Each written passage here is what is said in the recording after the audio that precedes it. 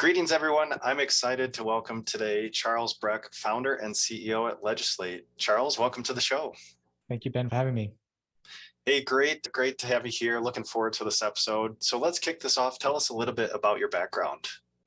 So I'm not a lawyer, full disclaimer. I studied engineering and ended up doing biz dev at a early stage machine learning startup, and found myself in the middle of contracts more often than I wanted, but it was an essential step of getting clients on board. And I just found it frustratingly slow and tedious dealing with Word documents and PDFs. But I also found that post-signature, every single team that needed access to the contract had access to the contract, but somehow weren't really able to extract the key information that they needed. The finance team wanted to know what the payment terms were. They wanted to know the amounts, etc. And although they had the PDF, they just asked me for that information. Customer success equally wanted to know what they were implementing, etc. So it just seemed really, inefficient to use PDFs. And I thought, why don't we make the data in the contract machine readable so that that data can be easily shared, accessed, queried, analyzed, integrated into your systems, etc., without needing to manually go through that PDF and then find the answers that you're looking for. Well, you're speaking my language, Charles. As a CFO, I've dealt with tons of contracts. So, really interesting. And so engineer by trade, but then you were just dealing with a lot of contracts. Sounds like you had this pain yourself. So, all right, let's create a solution for this. So, tell us, what products and or services does Legislate offer? So we offer a contract creation and management platform. And I'd say the key differentiator is that we aimed at people, operations and finance people, not legal teams. I think that's the important thing to consider. Most contract management solutions are aimed at lawyers or sophisticated users, whereas I'm not a lawyer, I'm not a sophisticated person, but I interact with contracts every day. And this platform is to allow me to set terms of an agreement, make simple amendments, get it signed, but then post-signature track the contracts. And I'd say how we track the data in the contracts is another key differentiator, because we're using knowledge graph technology, which is a branch of AI used by, for example, Google to make the web searchable. And I'd say one of the key benefits of this approach is we can filter contracts very accurately and very quickly by the data in the contracts. So for example, if you have 100 employees and you want to know what the different notice periods are or how many employees are still on probation, you can just filter by those parameters as opposed to the contract name, or if ever you did have a naming convention, which is how some companies, they might have naming conventions, folders, subfolders. But if you're trying to analyze your contracts based on the data, that's just inefficient, and we allow you to do that. Yeah, I mean, contracting is such an important process or part of the sales process. And so say I'm using a CRM system, Salesforce, HubSpot, I've got DocuSign in there and it creates the PDF. And then does the document then feed into your platform and then you read it, pull all the important information off of that? Then how is that? Tell us a little bit about that data flow if sales signs that contract and then what happens next? That will be functionality in the future where you can import a contract that has been signed using other platforms. But the idea today is that you would come into Legislate, create your contract. So similar workflow, except you start and finish in Legislate. Okay, so create the contract in Legislate, it's tracking all the correct data, and then you have it there. Because I've seen, that becomes a big problem for some companies where they've got to go figure out, how many seats did they sell? What type of revenue did they sell? So the type of contracts that you can hold in your platform, it could be, master solutions agreements, sales orders, if I'm a SaaS company, signing contracts, and then any other sort of commercial contracts that the platform can handle. That's right. We're contract agnostic. But I'd say where we've had a lot of traction has been with employment contracts, consultancy agreements, especially if you're a company growing quickly and you've got lots of consultants. They all will have their own specific set of terms around termination or payments. So that's a great way to track that information. We also have had success with NDAs. And I say, as we're growing, we're sort of broadening the scope based on our clients' requirements. Yeah, I know. And for the CFOs listening, it's like, how many NDAs have you signed over your career that they're just sitting in some random folder somewhere? And yeah, you never know really what you've signed over the years. So yeah, it makes a ton of sense. And so what year did you found Legislate? Exactly 3 years ago and 19 days. Okay. So 2020 founded. Yeah. And where are you guys located? We're located in London, although the company was started in Oxford, and our software team is actually based in Seville, Spain. Okay. Okay, great. And then what's your current team size? We're a team of 17. 17 staff. Okay, perfect. And then anything you want to disclose around revenue range or ARR range? I think we're still very early stage. And I mean, yes, we've been around for 3 years, but we only really got our first round of proper funding 2 years ago. And we've had a lot of traction with smaller companies or solo entrepreneurs.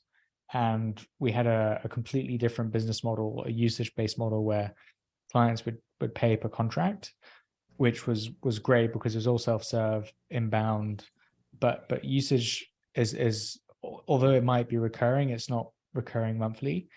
And what we also noticed is that a lot of the users were looking for one-off contracts, or the key value for them was the template as opposed to the tracking and the data management. So we've just done a £3 million round of funding to actually, I wouldn't say pivot, but build a sales team, adapt the product slightly for bigger clients, and really focus on those companies that have 20 plus employees. That are, the sweet spot is probably between 100 and 200 employees that are growing quickly, won't necessarily have a legal team.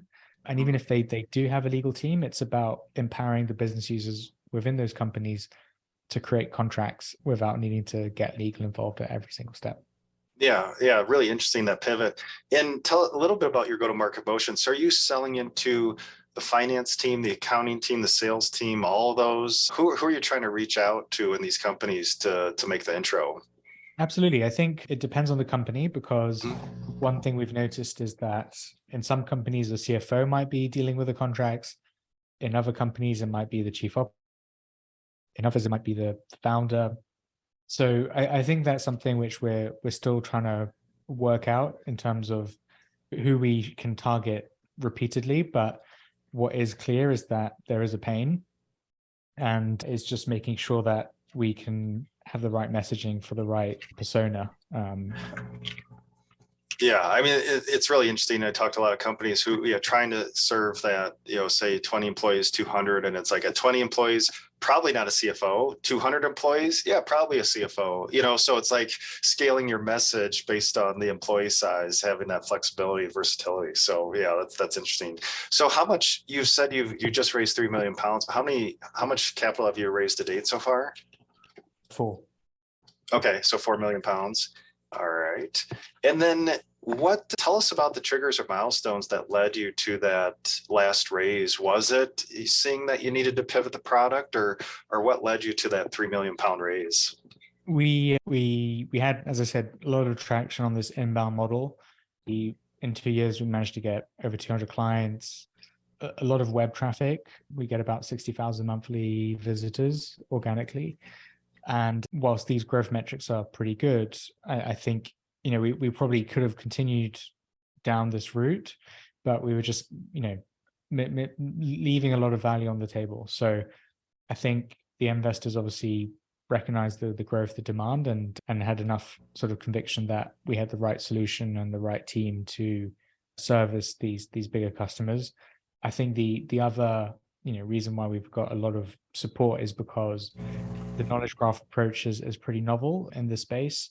There's been a lot of talk about ChatGPT and its ability to, for example, generate contracts or answer questions about text that you provide it. But when it's giving answers, it's not actually understanding the document and then giving you answers. It's still just guessing or providing predictions of likely answers based on questions and answers that it's seen in the past. Whereas with a knowledge graph, you're modeling the underlying concepts in the document. So for example, this is a party, this is a confidentiality clause, this is a definition. And with those models that we can generalize within contract families and between contract types, we can answer questions like, how many of my employees are on a 30-day notice period accurately and quickly because we've modeled the underlying data. And on top of that, we've been granted patents in the US and are currently being internationalized, protecting our whole approach. So I think it's just that when we raised some funding 2 years ago, it was, okay, now we're building a product, building a team. So it was, I guess, a pre-seed round, and now it's seed round and ready to sort of go to market. Okay. And so it sounded like you felt with that traffic, with a couple hundred clients, that you had some sort of product market fit, that now led you to, okay, raise and now maybe, take it to that next step. Yeah, exactly. And as far as the fundraising today, any lessons or tips and tricks that you'd like to share with other founders listening, as far as, any lessons learned in that fundraising process? I think fundraising is extremely distracting. And it's really hard as a founder to focus on fundraising, but also manage the team, continue to grow the team, continue to sort of maintain the momentum and the confidence, especially if you're not profitable, and ultimately livelihoods are at stake if the funding doesn't happen. So I think it's obviously a very stressful time for the founder, but it's also stressful for the team. And you also can't share everything with the team. Just because an investor says no, it's not the end of the world, because the majority will say no, and you only need one yes. So I think it's obviously very distracting. So I think the key pieces of advice is to try and minimize the distraction as much as possible. And I think one way of doing that is by really being focused on who you speak with. There are a lot of generalist investors who can really take up a lot of your time, and ultimately they won't be a good fit. So if you've got an assumption that an investor won't be a good fit, then don't bother, even if they're the ones reaching out to you.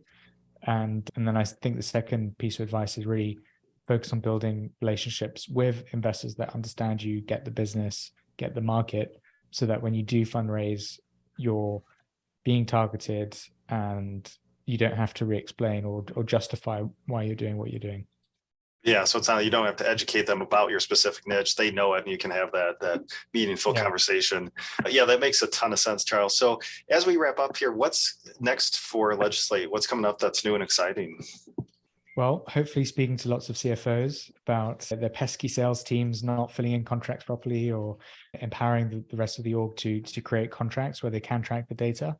And I think on the product front, we're obviously expanding the functionality so that you can import your legacy agreements into Legislate and then benefit from the same level of search capabilities. But we're also building a template editor so that clients can edit their own templates in Legislate. And I truly believe that it will be one of the most powerful template editors on the market, because of the knowledge graph telling you, hey, you've got this definition, but it's not defined. Or if you remove this clause, these are all the other clauses that are impacted. And all thanks to the knowledge graph. So I'm very excited about that. Yeah, that's great. And I love it. I mean, contracting, again, it's such I think, overlooked, underestimated part of just the overall sales process. And things can really go haywire if you don't document things right. You can't find payment terms, pricing, all that stuff in contracts that drive CFOs nuts when they try to invoice their customers. So I love it. So if listeners, really appreciate your time today, Charles. If listeners would like to learn more about Legislate, where should we send them online? Our website is legislate.ai. We're also on LinkedIn and the key socials. And yeah, please feel free to get in touch, and we'd be happy to show you a demo. Oh, that's great. So if you'd like to learn more about Legislate, check out legislate.ai to learn more about the important contracting process. So Charles, really appreciate your time today and sharing your story. Thank you, Ben, for having me.